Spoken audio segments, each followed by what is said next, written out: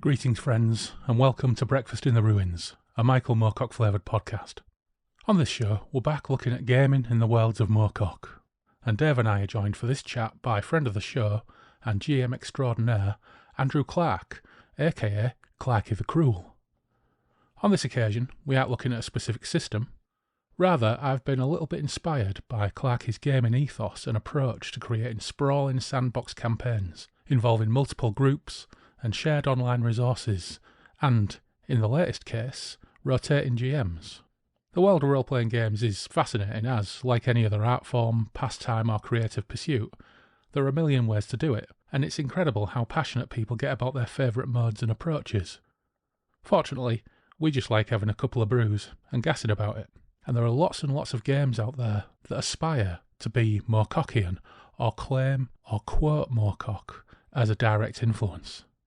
This show forms part of a 1-2 punch of gaming as, coming next, I return to the Stormbringer RPG again for a fresh take with a new guest, and that'll be coming up next time. For this show, we had a couple of technical issues, but the online backup did its job, although the sound quality is a little bit wanting, but we still managed to have a good yak. So sit back, relax, and join Dave, Clarky, and me in Derry and Toms as we chew the fat about Moorcock, gaming, and sandboxing the multiverse. Oh, and coffee, for some reason. Hang in there.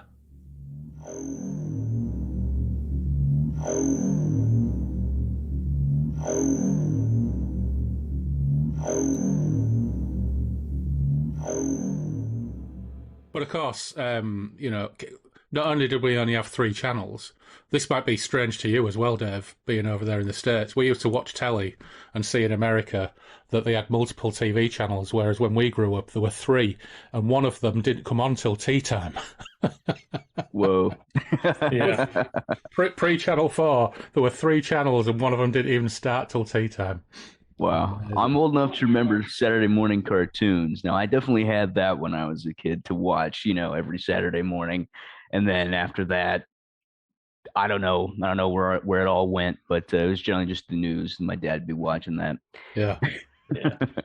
Yeah.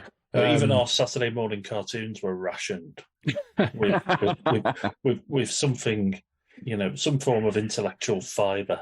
Yeah. Even if That's it was probably Keith good. Chegwin. Keith Chegwin freezing his butt off out on the sands at Moorcock or something.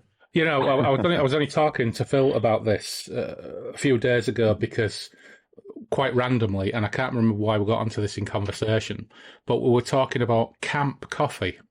Do you remember that? Yes, I've tried it, and I wasn't fussed. Was it the camp coffee with chicory or the real coffee? The chicory. Yeah. So, again, Dave, bit of a weird British history, post-war history lesson. Because we couldn't get coffee in the UK much during the war, people got a taste for a coffee substitute, and it was basically chicory.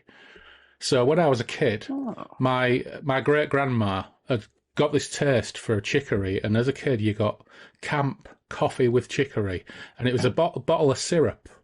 Mm-hmm. And you put some syrup in a cup and added hot water and milk, and I can remember trying it and being utterly confused by it. But it's not something you generally see anymore, although only about probably 10 years ago, it was one of those Clarky, B&M bargains type shops. I actually saw camp coffee syrup. It wasn't coffee with chicory, but it might still be around. I think it was designed to be like something for like the troops in the colonies, because that was the picture, wasn't it? It was like a Highland soldier having a drink of it. That's right, yeah. With like some sort of servant. But I think because obviously coffee you need to keep dry, don't you? And obviously you can keep a jar of it, not a jar, a bottle of this stuff. Actually, you could just keep, you wouldn't have to worry about keeping it dry. Yeah. So better than Folgers? Where does it stand? What's Folgers? Folgers sounds exotic. Yeah. Oh my, Folgers. So Folgers is a powdered sort of coffee thing. There's a lot of that here in the States. I've had it. It might have been brought over by the archaeologists, but basically when I was working in Ireland, we had a lot of the powdered Folgers coffee to start the day. Although I was more of a tea man myself because I'm like, I'm in Ireland. I'm gonna get some good black tea right now. Yeah. Good proper cup to start the day. That's what I'm talking about. None of that powdery. I Ugh, never even saw. it's I bad. never even saw real coffee probably until the 1990s. No, I think everyone in this country pretty much. No, not everyone, but an awful lot of people in this country just drink instant. I do. Yeah, in the 80s, granulated coffee was posh. Yes, There was. It was all powdered coffee. So you got Maxwell House powdered and the most hilarious coffee in the world. Mellow Birds. Which was the one that had the long-running adverts where it was all "Are they gonna shag?" That was Nescafe Gold Blend. That was Nescafe Gold Blend. Yeah, and it was a long-running ad series about one of them moves into the flat and the other one has to borrow the gold blend. And then they carried it on in a series of adverts for like a decade. They did, and it was the guy out of Buffy, the Vampire Slayer, wasn't it? Yeah, it was. It was Anthony Head, yeah. Anthony Head, yeah. Well, you know what? We've already hit our digression allowance. And we've not even got started. So, why are we in Derry and Toms with Dave and Clarky? Well, it just so happens that it's over a year. Well, it's 14 months since we last did an RPG episode. That was RPG episode part 3. So we're here for part 4. Why? Because someone asked for it. So what the hell? Jason Connolly, this is for you. We're doing RPGs and Moorcock part 4. Is that the Jason Connolly from Robin of Sherwood? That's Jason Connery. Oh, right, sorry. This is Jason Connolly, actually a podcaster himself, and I will reference his podcast in the outro. But he dropped me a line during the week, said he thoroughly enjoyed our first RPG episode when we talked about Stormbringer, which we'll get back to in a wee while, I'm sure. And he was very interested in hearing more of our thoughts on gaming. And it just so happens that I have kind of been building up in my head to running another game, and I want to do something vaguely Moorcockian, but once again we have to kind of delve into that whole rabbit hole of what makes a game Moorcockian, but we'll get to that in good time. I've had thoughts on my dog walk this morning. Good. But you're a new guest on the podcast, Clarky, so as is traditional, we have to ask, what is your history, first of all, with Moorcock, and how did you get into him? I think, and it's fuzzy, but I think that for some reason, my mum had very strange snobberies, so we weren't allowed to watch children's television on ITV, and also we went to Wallasey Village Library rather than Wallasey Central Library, because obviously Wallasey Village Library was slightly posher bit of Wallasey. And I think when I was getting to about 11, 12, I was allowed to start to explore the adult bit. And there was a big, intimidating, black covered with like quite stylized artwork hardback book, and it was the first Corran book. So I think 12-year-old me took that home and read it with all the not suitable for a 12-year-old content that was in that, and absolutely loved and was disturbed by it. Oh, yeah, because all the eye gouging and hand lopping off, that happens like, 20 pages in? It's pretty extreme, exactly. Isn't it? It's like, we're being bored. Anyway. Horrible things are being done to my sisters and etc. No, he burnt down my gymnasia. Yeah. So I think that was it.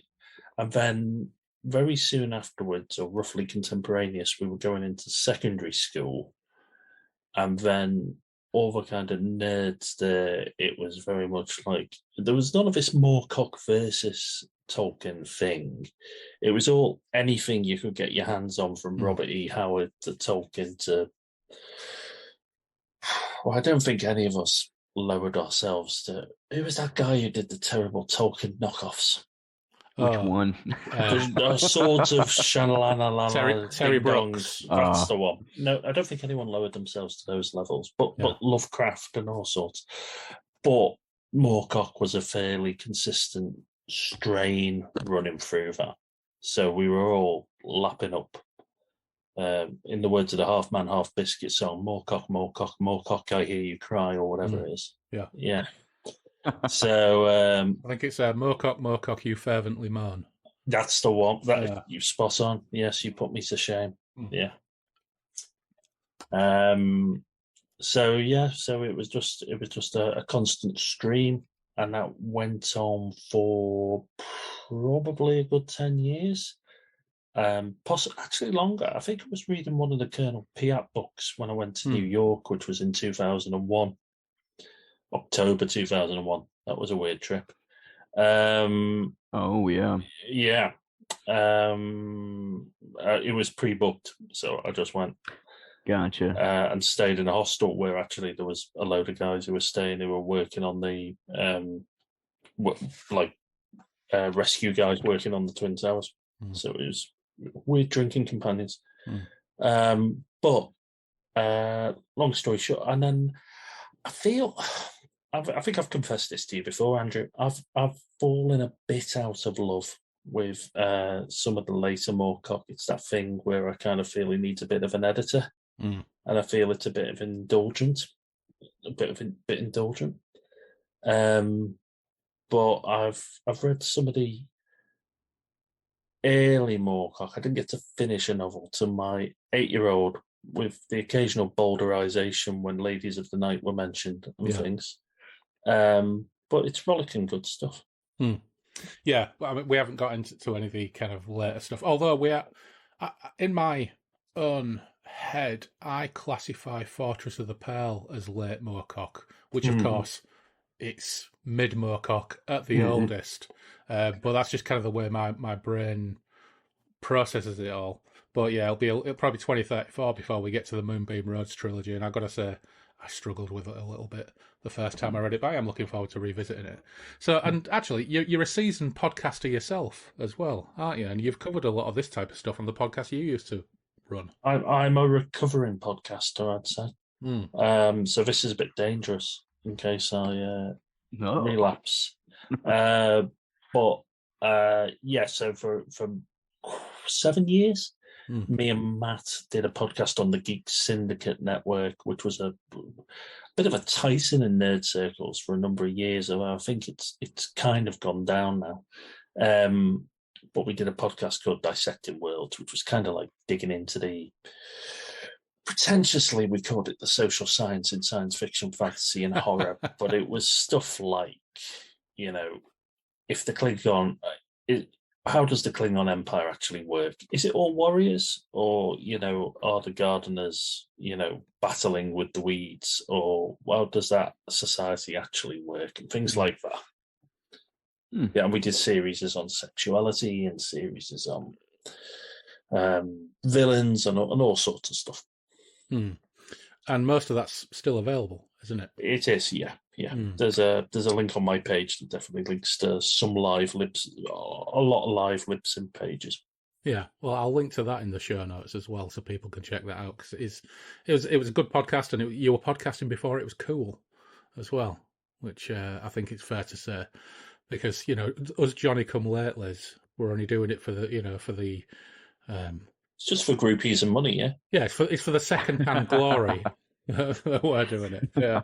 And the delicious beer as well. Yeah. So, now, of course, this is ostensibly a podcast about Moorcock-related stuff, but today we're talking about gaming, so this is one I'm going to ask you both, but I think we'll start with you, Dave. Sure. How did you get into the RPG world? Yeah, I mean, let's see. I was always into, for as long as I can remember, I was always into comic books as a kid, and just kind of going to various comic book shops, eventually, my dad read me Lord of the Rings, before bed as a kid. And in addition to, Led Zeppelin having songs about Lord of the Rings and other related sort of things, getting into Norse mythology after, learning what, Swedish was, because we're Swedish. and just that whole kind of thing. And then eventually, at some point, I discovered, Dungeons and Dragons and things like that. Also being obviously a big video gamer my whole life. Basically Dungeons and Dragons and RPG elements have kind of seeped into what became my most favorite games to play. So that was always kind of my preferred genre, my preferred kind of, those are the worlds I always like to visit, and really just I always appreciated being able to get lost in a world. Create a character, usually based or not even based, just completely ripping off Conan or something like that most of the time. And then, I had like a starter kit of D&D as a kid, which of course I could get nobody to play with me because it was just too long and nobody had the desire, the attention span. But eventually I found a good group of people who were into it. And so actually all throughout COVID, basically, twice a week we'd do Dungeons and Dragons with my good friend Arthur and my girlfriend and eventually some of his friends. And that was a fantastic experience. Also again with another character named Conan, but with a K.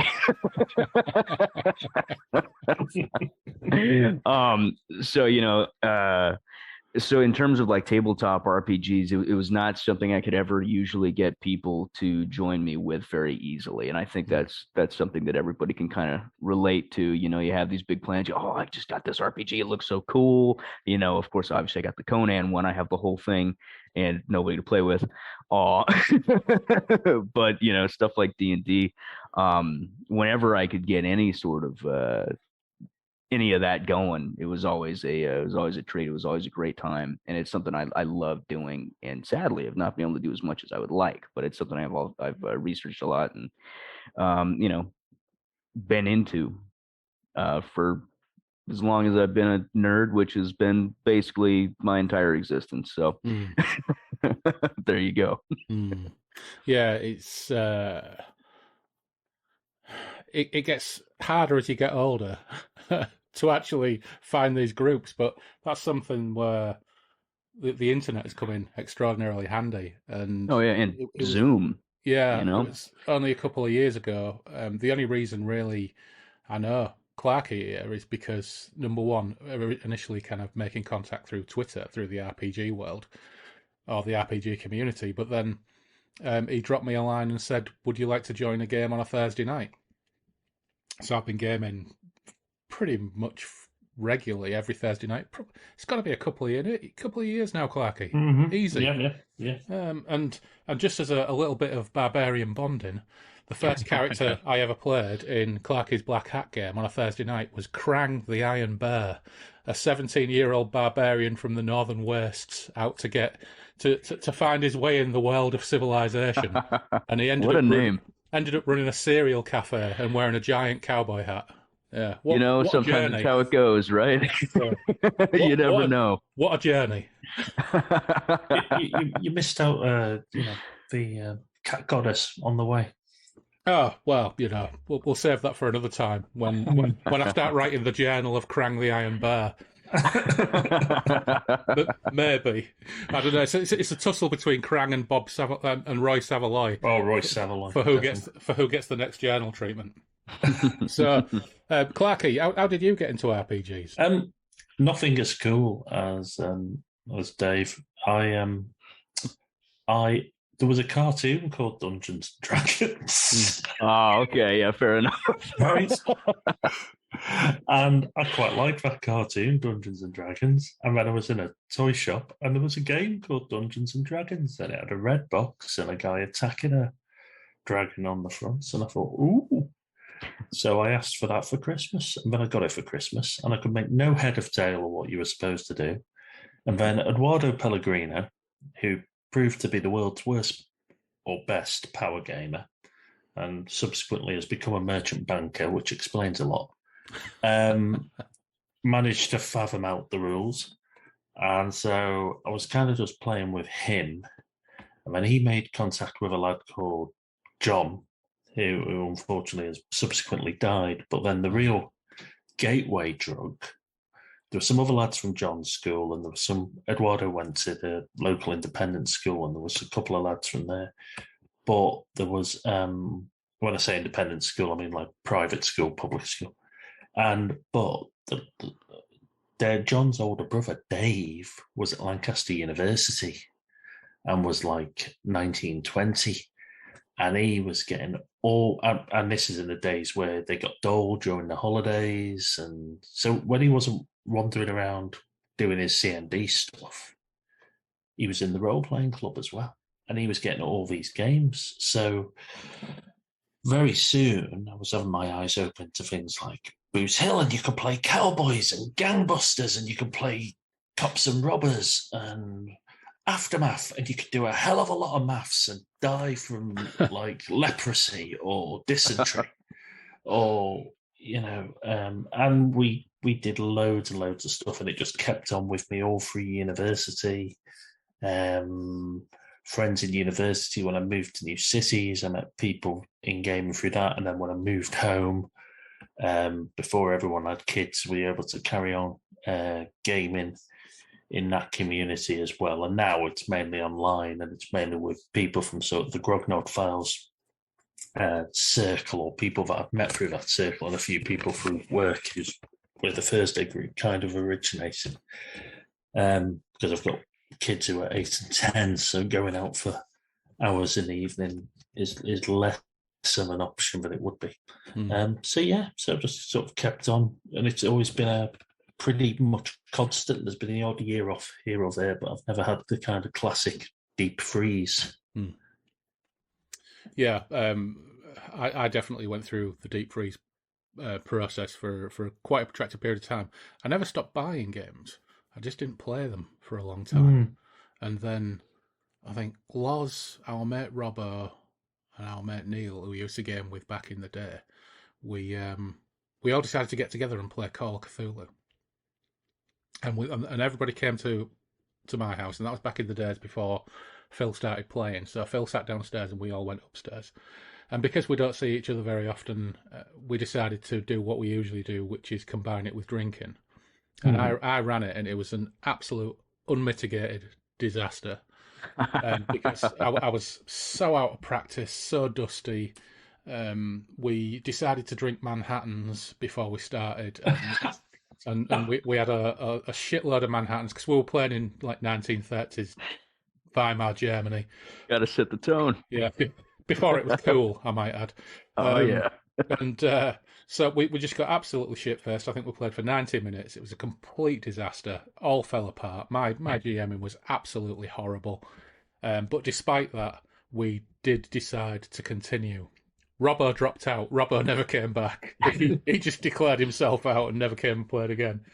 Although he was involved in the Hawkmoon game that kicked off the Gerard Arthur Connolly character. Although actually, I think he was older than that. I'd played that character on numerous times before. So then the next time Loz ran Call of Cthulhu, we all got pissed. We all argued. We argued for about 30 minutes about the practicalities of parachuting into occupied Crete, disguised as a monk. Would the beard glue stick, or would the beard come off? Neil got really drunk and really, really angry, and didn't like. That was a complete disaster as well. Nevertheless, we went for strike 3. And it worked, so we carried on gaming again. But yeah, it was pretty painful, those first two attempts. This is like 15 years ago or something now. Maybe not quite 15 years. But anyway, so when it comes to trying to get your head round what would be a Moorcock type game, I've been thinking about this quite a bit. And the first RPG episode we did, we had a look at Stormbringer 3rd edition. And we had thoughts about it. And I actually ran it, and we talked about that in the second RPG episode that we did. Our take on Stormbringer 3rd edition was quite controversial in some spaces, because we were sort of critical of it. I thought we were critical of it in a fairly light and breezy way, but we did get a really wonderful comment on the website, which kind of set me to thinking. And it said, sorry, but the wildly unbalanced rules of Stormbringer 1st, 2nd edition perfectly rhymes with the general setting of the world of Elric, the Young Kingdoms. They are so chaotic and capricious that thinking of more balance only serves a contemporary perception of how the games should be. In my view, a cowardly new age gaming perception where characters can't even die, like D&D 5th edition.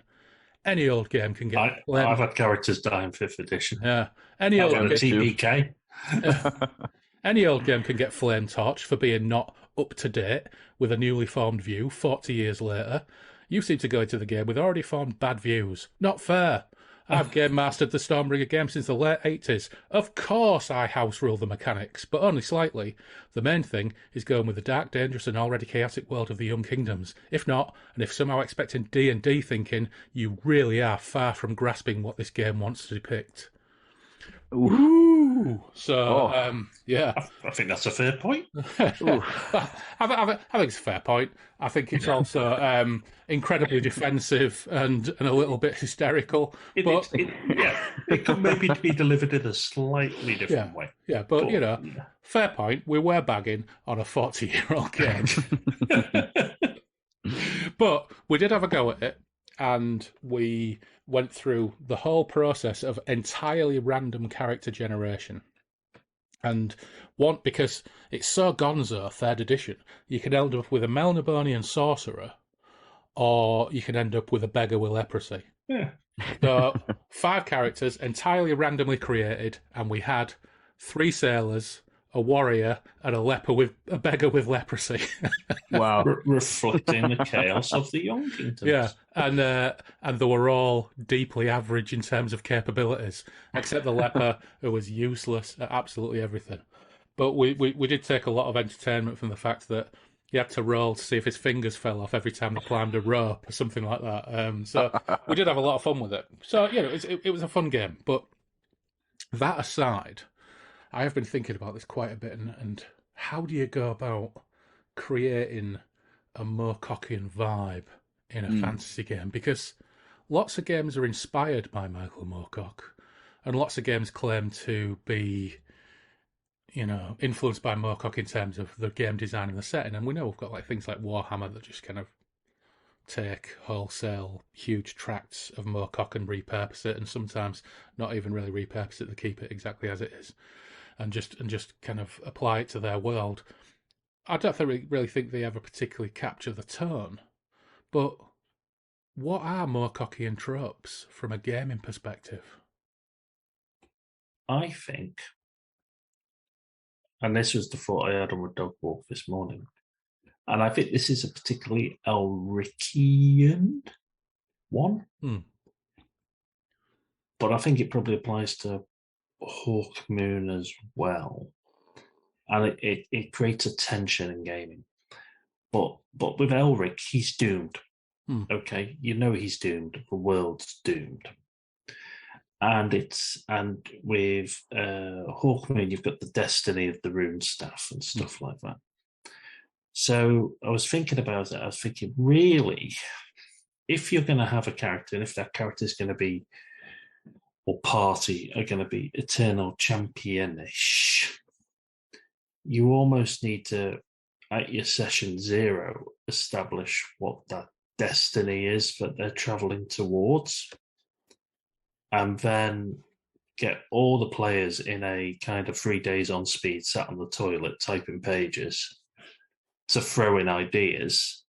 And then the GM almost goes away and draws the plot map for other scenarios to get there. So it's not like people know what's going to happen.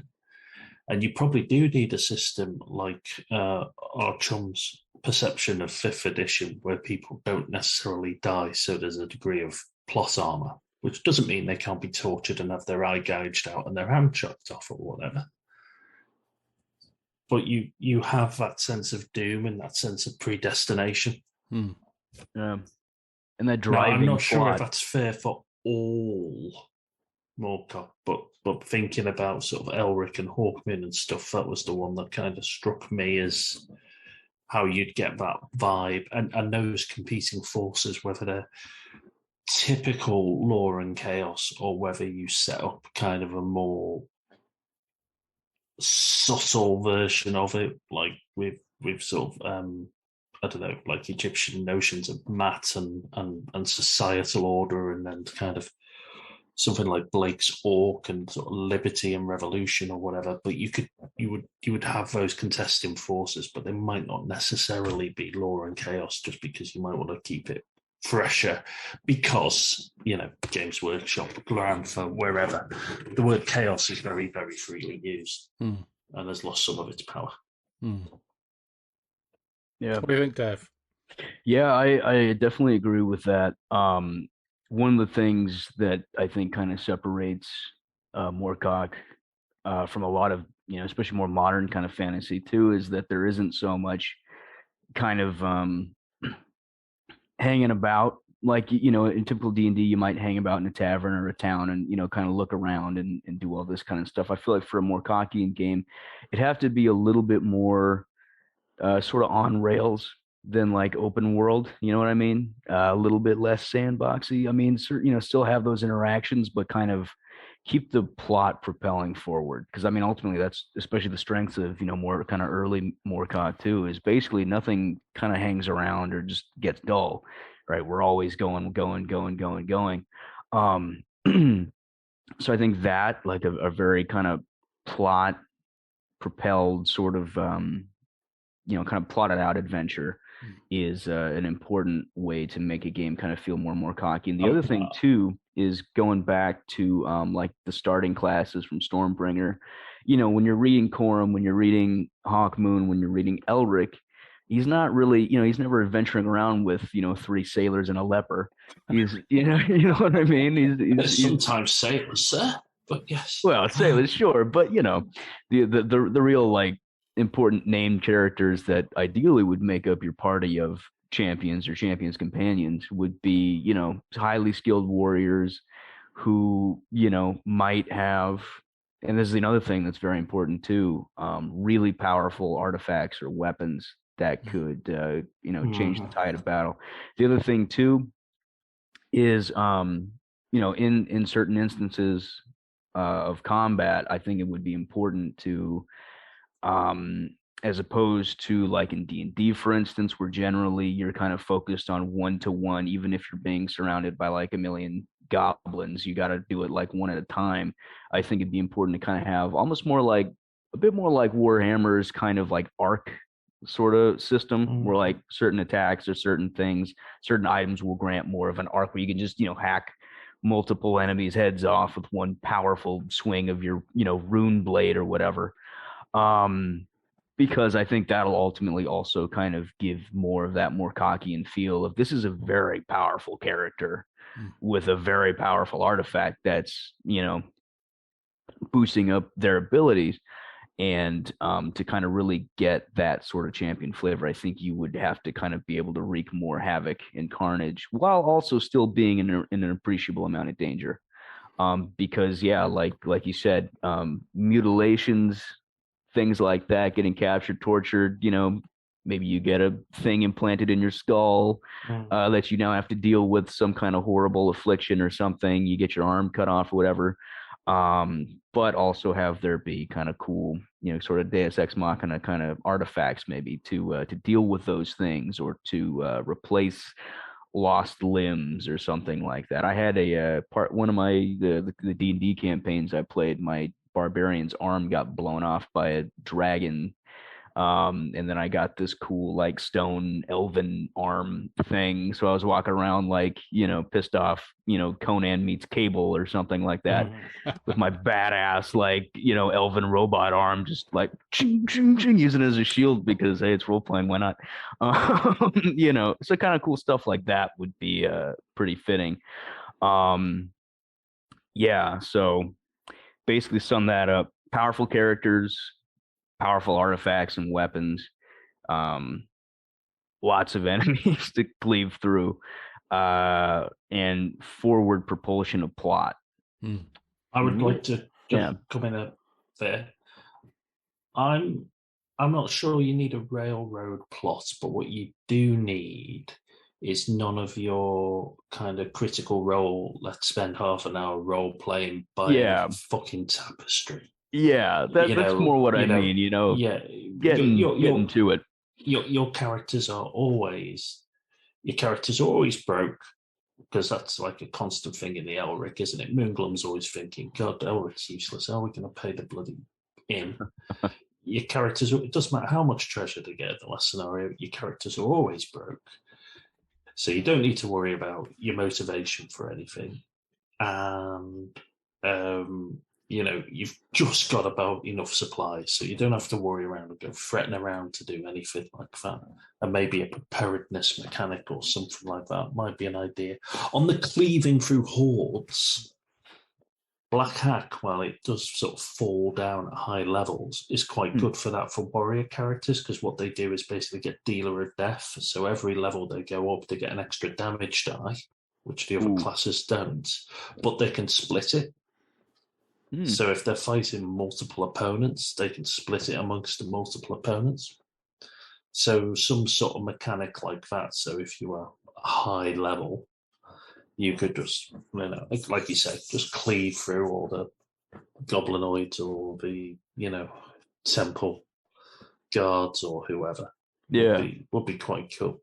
I like the mechanic in Barbarians of Lemuria, where basically most villains are mooks, and they have like 1, maximum 2 hit points or lifeblood each. And if you inflict 8 points of damage, you spread it around, which means if you're just fighting a massive gang of mooks, which can be dangerous, if you roll a particularly good hit, you wipe out 4 or 5 of them, and you can you can explain, or the DM can explain how that happens and how that goes down. And the other reason I like Barbarians of Lemuria is that if you're not a warrior, you can still do that, and actually the capabilities of the characters tend to fall into kind of little career type things, career choices. So it doesn't matter whether you're a thief, it doesn't matter whether you're a poet, it doesn't matter what you are. If you roll 6 on your damage, you're going to kill 3, 4, 5 or 6 mooks, because actually in a Moorcock story, it doesn't matter if someone had a background as a warrior. That doesn't matter. They're all intrinsically powerful and they kill shitloads of bad guys. So a system like that, I think, would work for me. I think when it comes to running a game of that type, and again, I've been thinking about this a little bit. I've played a lot of one-shot games. I've played one-shot games that people have run set in Hawkmoon Europe. I've played one-shot games.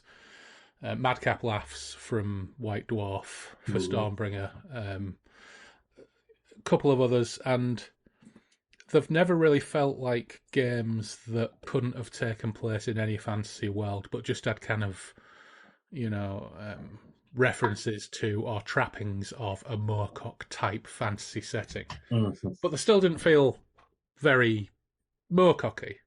And I think for me, whether it's a railroad plot or whether it's a sandbox or anything else, and again, this is something else I'm going to quiz you about, Clarky, is because you've run pretty big sandbox event type campaigns recently, and we'll talk about that a little bit more.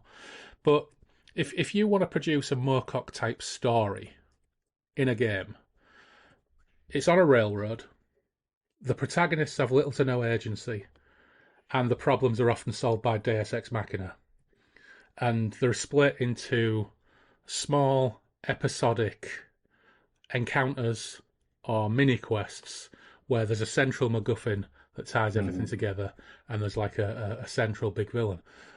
But what makes them interesting, other than just being exciting, propulsive page-turners as individual stories, what makes it interesting is how it fits in to a vast tapestry. So for me, I think the way I'm thinking of it is, can you create a Moorcockian, not a game set in the Young Kingdoms, not a game set in Tragic Millennium Europe, but actually create a Moorcockian framework of games for a campaign, which actually would be satisfying, but only come together over extended play. Right. Because, in that kind of setup, you can have those individual games. You can have a game where part of it really is just a caper in a pub, you can have all sorts of things, but for me, the way that world comes together, and we mentioned, getting the players to spend 3 days on speed on the bog, writing some background for a game. I'm not into that. I'm into creating it on the fly. Well, I didn't mean literally. Yeah. Go on. Yeah, but I'd be more into kind of creating that stuff on the fly, because the other thing that's very, very common to Moorcock, especially with things like the Hawkmoon books, is you will find that there's an entire setting created with an entire race or group of people, and it's done and dusted in 30 pages, and you move on and you never hear of them again. Because they're not actually important, they're just colour. And that is what Moorcock stories are for me. It's a constant parade of event and colour and incident and things that are thrown in for fun and then disposed of straight away. So I kind of like the idea of, rather than labouring plot and localised story beats, actually doing something that reproduces kind of the cosmic scope of a Moorcockian kind of game. So a multiverse sandbox, whatever you want to call it, but create new worlds, don't labour the established settings, throw ideas around for fun in play, then abandon them, have episodic mini scenarios and quests tied to that central MacGuffin, but don't worry about over-labouring a plot and NPCs, because in Moorcock games, if they're not the core characters, NPCs don't last 30 pages. In fact, they don't last 30 pages if they're lucky. And then they're just done and gone. And you move on to the next crazy, wacky thing. And I kind of like the idea of, and you're doing it at the moment with your unit campaign, and you did it before with your Tenerife campaign. I like the idea of having kind of a series of connected games, which you ran all the Tenerife games, of course. I'll get you to explain that, because Dave won't be aware of this. You ran all the Tenerife games, but with the unit game, you've got multiple GMs. But all the same, it's tied to that central conceit of this is kind of a shared mini gaming universe. Yeah. And that really appeals to me. But so just, you ran this Tenerife game. Tell us about it. How did it come about? Okay, not terribly Moorcockian. No, but it's the sandbox setting that I'm interested in. Sandbox bit, I'll explain. So, Tenerife is the largest of the Canary Islands. It's off the coast of Morocco, but it's a Spanish island. It's a very popular holiday resort. I have been there quite a lot because my parents used to have a timeshare there, and then I've been there independently with my wife. That's great. Why are you talking about that, Andrew? Because going there a lot, I've seen in the kind of 80 kilometres by 40 kilometres of that island how utterly varied the terrain was. And I'd always going on these kind of visits to these various Southern Europeans equivalent to Florida, seeing how overcrowded they were in terms of resource. Everything's kind of shipped in for the tourists. And for, like, if there was an apocalypse, this would be the place you would not want to be. And you'd have such a mix of people. And that idea germinated with me for probably the best part of a decade. But long story short, I got down to designing it. And I thought, well, you're going to have all these little communities and stuff. But I didn't really want to actually design, 100 communities on an island or whatever, because I thought they'll all end up being a bit samey because they're going to come from my mind. So I basically, using some mechanics from a game called Roll Master from Campaign Law, got some sketches of what those villages or communities were in terms of demographics, number of people, and the age range. Got some idea of the personality of the leaders using a card-based system from Tony Bath's War Games campaigns. He was basically like the British answer to Dave Arnson. He was doing stuff that was role-playing before it was role-playing, when he was running a Hyborian campaign in the 60s and 70s. And I had that template, And then when I ran the games, I had a session 0 where the players basically picked a random hex. And then for that hex and its neighbours, they went and they looked at it and they designed through a kind of roundtable discussion what their community was like, what their immediate neighbours were like. And through that sort of structured questioning, which isn't anything original. Again, this was something that I kind of borrowed from Hill Folk and adapted. They structured and pulled together what their community liked and what their immediate neighbours were like. And the long-term effect of this was, as I ran 6 campaigns over last year, was that we populated a big chunk of Tenerife, and I was able to, being a very lazy man, able to just steal bits that earlier campaigns had created and generated, as well as the actions of the player groups in those campaigns, to generate plots or Easter eggs or nods to the later games, creating a bigger shared world. And obviously Twitter and sharing campaign reports. Also being a lazy man, I got the players to write campaign reports, and there was a lot of creativity in how that was done. We had poems and songs and Lego-based webcomics and all sorts. But yeah, so it generated this kind of community-based thing. It was good. But you started off, you prefaced that by saying it wasn't particularly Moorcockian, but actually you've just said lots of things that are really Moorcockian. So drawing on the early episodes to pull out elements, to repeat them and further develop them through other campaigns. So you got those echoes of older stuff reiterating throughout the 6 campaigns. And actually, all of this was taking place in a shared world. All of them, whilst never directly interacting each other, actually, as it went on, they affected each other. And the other players were aware, because they were reading the campaign notes from the subsequent games, recognising elements from their games in those games. And that created this shared, really, a mini multiverse. It just happened to be Tenerife rather than 15 different spheres of existence, slightly detached from Corum's world. And this is why I've been thinking about it, because I think you could absolutely take that setup and use it to create a multiversal campaign by doing exactly the same thing. Now, okay, you've still got to cope with the vagaries of players, because in our case, I think it's fair to say that our small group probably differed quite considerably from some others. You were maniacs. Yeah, so you were running two games consecutively, concurrently. Sorry, Tuesday night and Thursday night. And on the Tuesday night game, there were ex-Royal Marine snipers, and on the Thursday night game, and nuns. Yeah, and on the Thursday night game, it was retired stand-up comics from, I don't know, Warrington or wherever, trying to set up a variety show to cheer the people of the island up. And that was essentially our party. Nevertheless, it all took place within the same world. Tonally, there were differences, but I think that approach would really work. I think that sandbox approach could really work. Now, you ran all 6 of those, but at the moment you're doing it with the unit campaign as well, aren't you?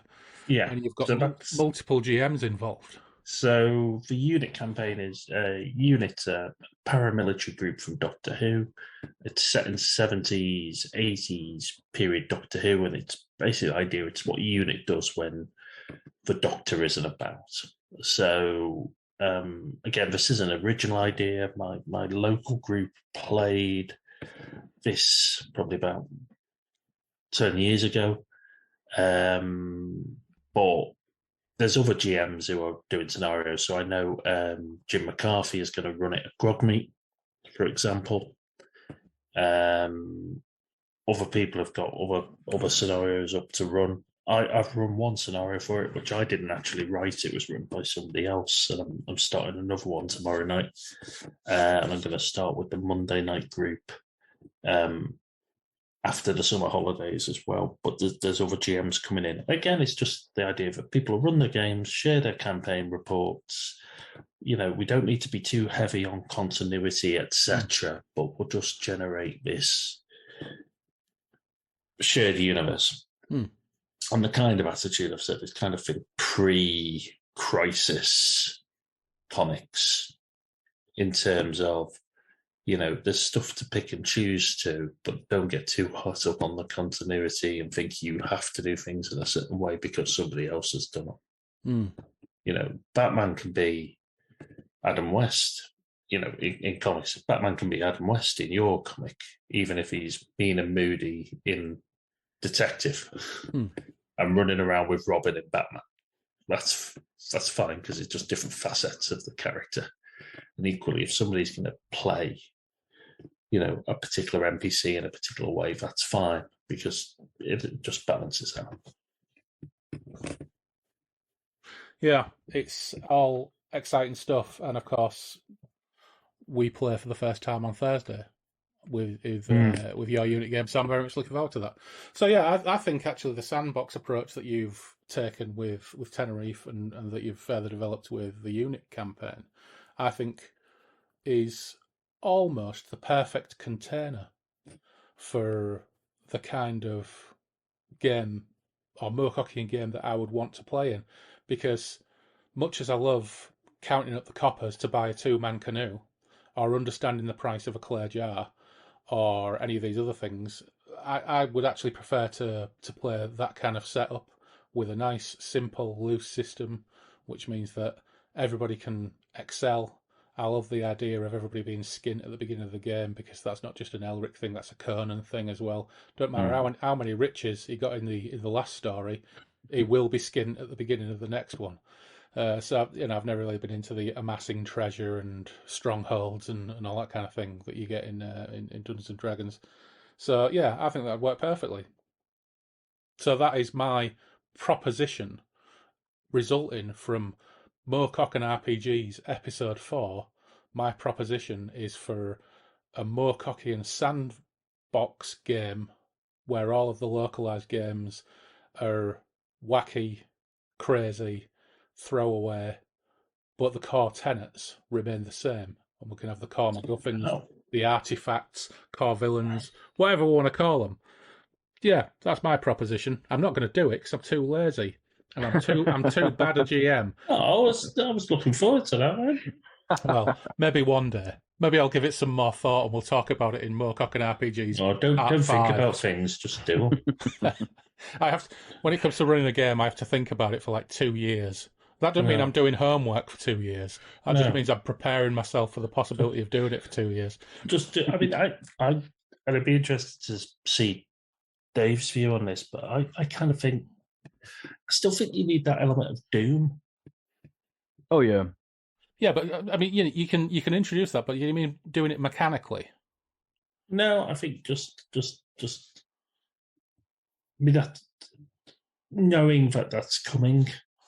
I'm almost that's all got to be tied in with your central MacGuffin, hasn't it? And that's the thing about the MacGuffin and the overriding villain, who you might not ever even come across until the very climax of everything. That's what drives the plot. That's what drives. So would you have one MacGuffin? So say you were doing this and you were doing it with 4 parties. Would you have one uber villain for all of them? Oh, I don't know. I ain't got that far in my thinking. You need villains of the week, don't you? You need your. Oh yeah, never mind villains of the week. You need your Gain of the Damned. Yeah, your flaming gods or whatever. They're there. But yeah, you need your Gain of the Damned, but you also need that element of, in Elric, it's like Ariok sometimes is a help, sometimes is a hindrance. Is he a villain or? Yes, no, whatever, and actually find out who the villain is through play. I would prefer to have that idea where, you've got this group, you've got this setting, and there are powerful adversaries or support agencies or whatever, but actually let the players define to some degree the direction, and ultimately, as long as you use your skills to make it feel like there's some element of predestiny, even when there isn't. And that's a really key GM skill. If you're running a game on a railroad, make them feel like it isn't. If the game is on a railroad, make them feel like it isn't. And if it's the opposite, make them feel like something was predestined. And that's all about GM skill, isn't it? But actually deciding at the very beginning of an extended kind of multiverse campaign, this guy is the villain, I think actually channels people down a funnel, because you want the opportunity for people to actually say, you know what, I think Zion Bag is a really swell guy, and I'm going to take his side against X. And if that's the way it goes, well, the Doom will follow that path as well. But I don't think it should be predetermined.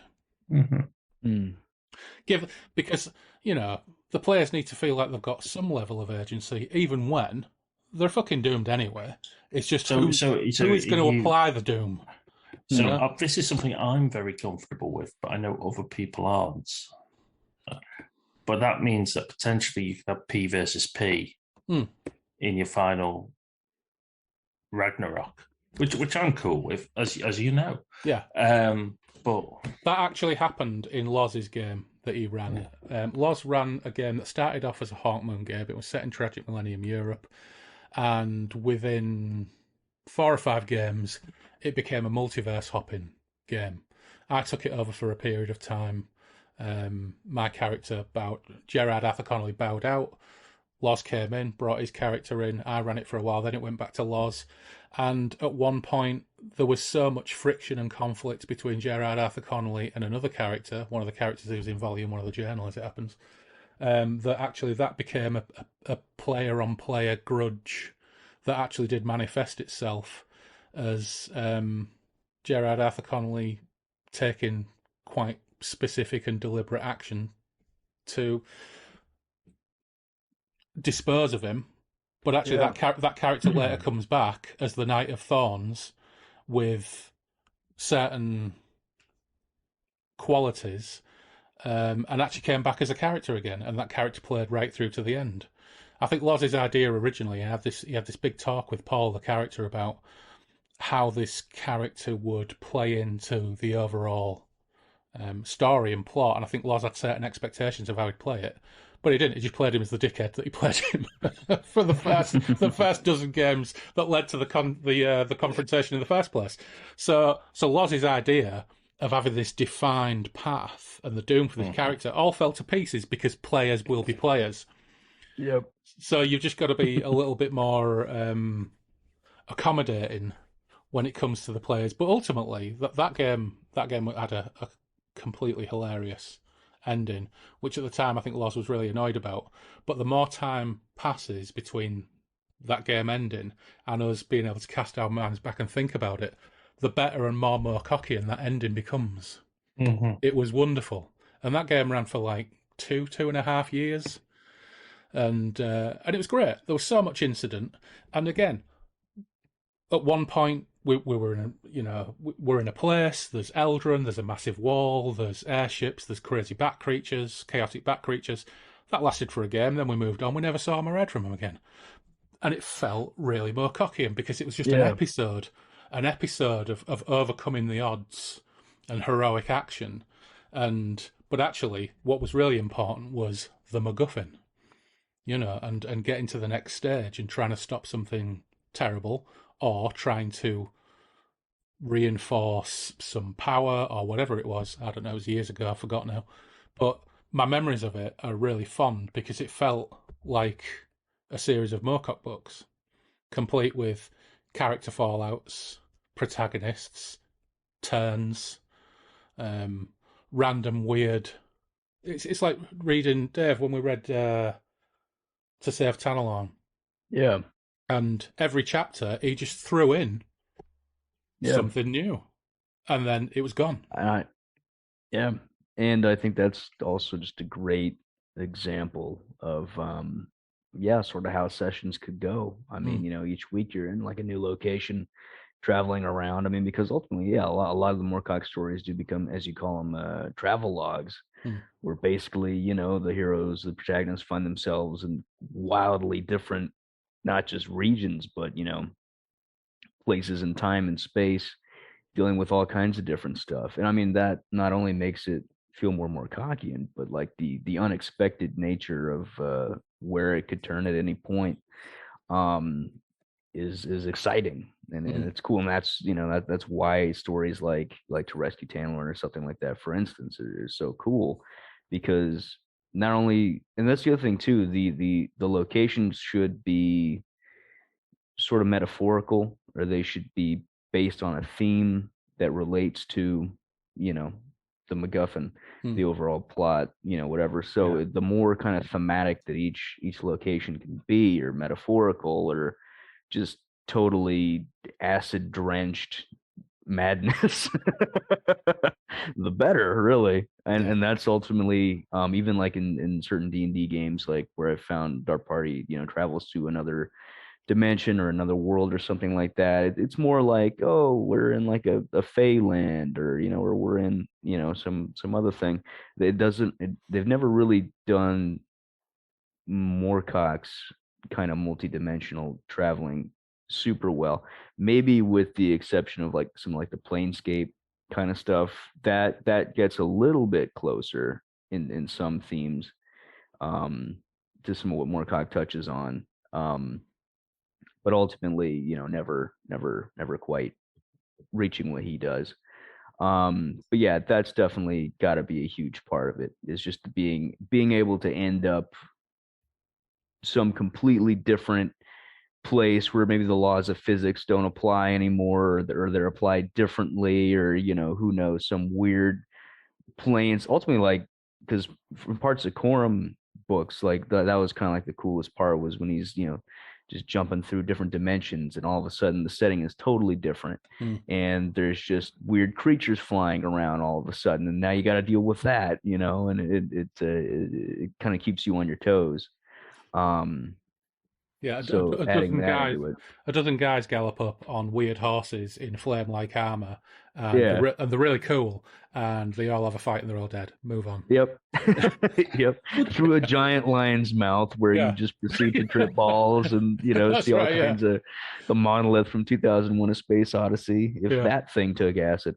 And that kind of just psychedelic weirdness should also completely be intrinsic to the game. Yeah. Would there be any Jerry Cornelius influence on this game? Absolutely, because one of the worlds could be swinging 1960s London with a difference, and that's the entire point of it. It's just like in exactly the same way. Your Tenerife game, the common thread was Tenerife. Everything else was completely defined by the behaviour of the players. And it only kind of takes a little additional kind of twist for you to say, well, actually, this isn't Tenerife. This is, I don't know, Tantalorn, yeah.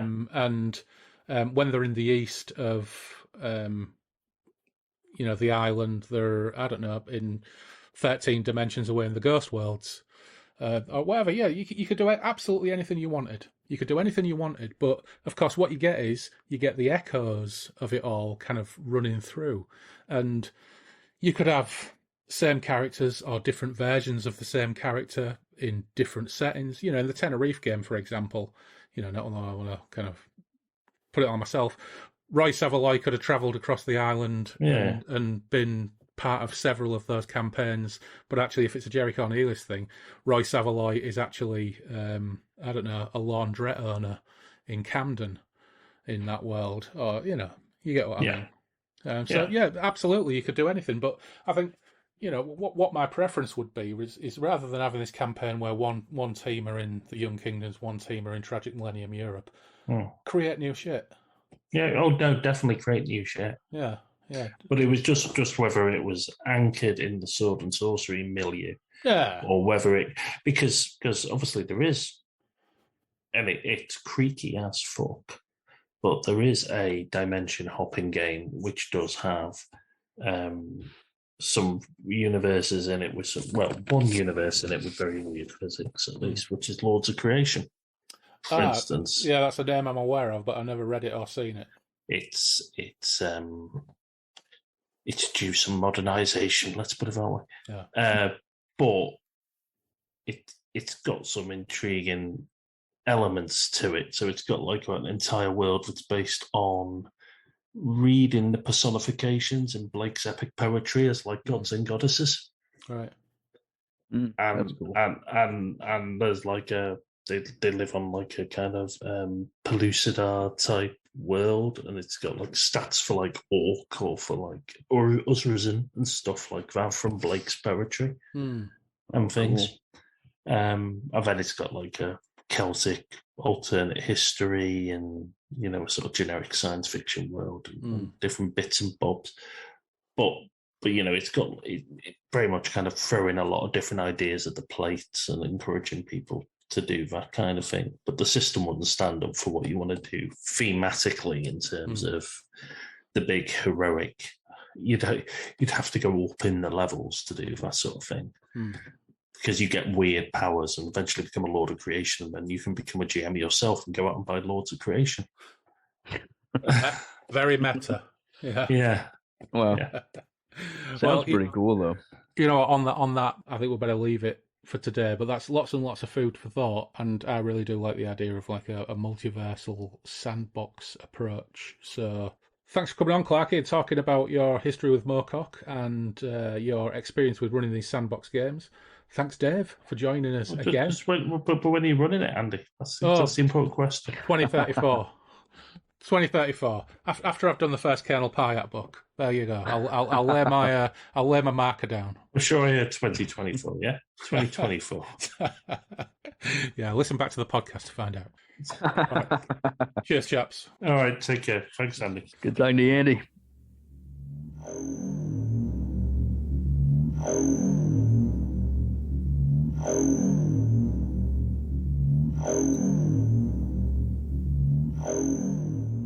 Massive thanks to Clarky and Dave for joining me in Derry and Toms. And you can find archived episodes of Clarky's podcast, Dissecting Worlds, at his blog, clarkythecruel.wordpress.com, along with write-ups of loads of his games, including the Tenerife and Unit campaigns. I'll link to those pages in the show notes. We also reference Jason Connolly's podcast, and that is the Nerds RPG Variety Cast, and you can find that on Anchor, FM, Spotify, and all the decent podcatchers. Since our last show, we've had some nice comments. First, from YouTube, on our The Rats episode, the Halloween special from 2020. Tetsucat13 said, "Fantastic. I remember buying The Rats from Lewis. I was the first person at school to get it. We loved it, and it scared many people as I lent it around. I still have it, but someone let their sister scratch across the rat's face on the cover. I've just picked up 2 copies from eBay, but they don't have that faded, yellow, well-read and passed-around feel to them. I also bought Lair, The Cats, Squirm, Jaws, and, in the tradition of the rats, Night of the Crabs, back in the day. Love the way you read and discuss the book. I'd forgotten how awful some bits were. Thanks." Well, thank you, Tetsucat13. And do check out our following year's Halloween special in 2021 when we had a lot of fun with Night of the Crabs, and also followed up a couple of months later with Crab's Moon. For this year, it's looking extremely likely that James Herbert will be back this Halloween, as the fog is way out in the lead in our patrons poll, way ahead of Origin of the Crabs in second place, and, far behind, in joint third, The Devils of D-Day and Slugs. And also on YouTube, also on The Rats, Ecstatic commented that the woman cutting her front bottom with a spirits bottle was a hot topic of conversation at school. Same at my school, Ecstatic. Same at my school. Heady days. Over on the blog, NZPainter4 said, "Totally fascinating. Thanks very much. Bob Haberfield was a complete mystery to me, not least because I never knew his name until your podcast, even though I knew his artwork from the 70s when I started reading Moorcock. Just looking through my Mayflowers, and it was a shame that he was never crediting them for the covers. The same with the Jack Vance Mayflower editions. Keep chill on the Lunar Ray byways." Well, thanks NZPainter4, we will always endeavour to keep it chill. Furthermore, Bob Haberfield covered Mayflower editions of Jack Vance form a definite gap on my shelf. So another book quest begins. So, before we go, thanks as ever to our patrons. First, those without tier: Anthony Piconti, Sebastian Weetabix, Tim Cardos, and Dave Dempster. And to our Chaos Engineers: Andrew Cicluna, Andrew Van Ness, Anthony Porter, Benjamin Fletcher, Dave Griffiths, Dave Voxman, Fred Quiche, Jim Kirkland, John Lays, Jules Lawrence, Mal Pertwee, Matt Saltz, Menyon, Nelbert, Paul McRandall, Simon Perrins, and Tony Malazzo.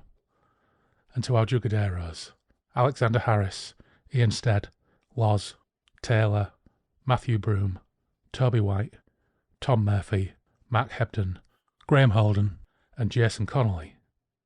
Thanks, Jason, for that prompt to get back to RPGs, and part 2 of this summer 2022 diptych will be along in a few days. And finally, eternal thanks to our patron demons, Joe Monty, Clarky the Cruel, Andy Darby, Gareth Wilson, Imria, Jenny Stim, Laps Gamer, Liam J, Miles Reed Labato, Mort Main, Neil Burton, Randall Gatlin, Steve Round, the OG patron Norman Beresford, and last but never least, Robert McMillan. Now, speaking of Miles, he's recently launched a new podcast for all casual Trek fans.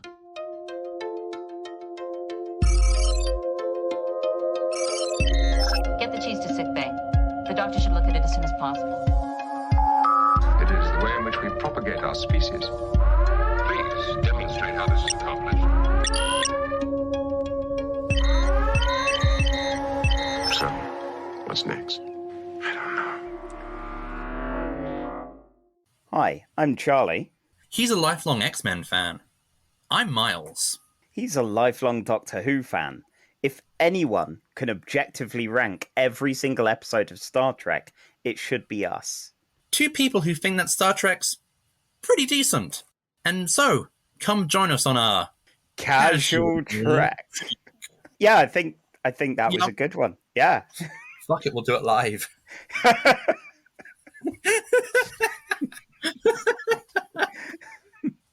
Fuck it, we'll do it live. Oh, Casual Trek, everybody. Right, don't forget you can follow us on Twitter and Instagram with the handle @BreakfastRuins. You can email us at breakfastruins@outlook.com. The webpage is breakfastintheruins.com. You can listen to Breakfast in the Ruins radio via the internet, most easily via Radio Garden, through app or browser. Just search BITR Breakfast in the Ruins or look at the Bradford UK blob on Radio Garden. We have our Patreon page too, and there are a few extra odds and sods on there. But in the meantime, take care, stay safe, until we meet again soon on the Moonbeam Roads.